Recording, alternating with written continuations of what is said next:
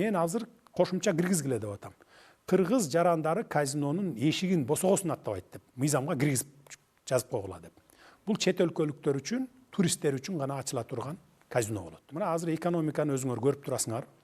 Эңшерилген экономика, итке минип калган экономика менен келип алып отурамын. Биз ар кандай жолдорду издеп, бюджетти толтурушубуз керек. Бюджетти толтурбасак биз зарплат бере албайбыз, пенсия пособияларды бере албай калабыз, сырткы карыздардан кутула албай калабыз. Ошон үчүн биз эч коркпой ачышыбыз керек.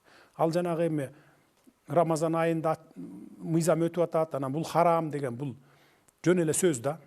Мисалы мына арак сатып атпайсыңарбы?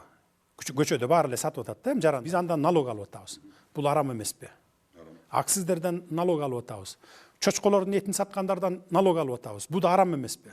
Эми казино аларга караганда эми казино адалыраак болуш керек.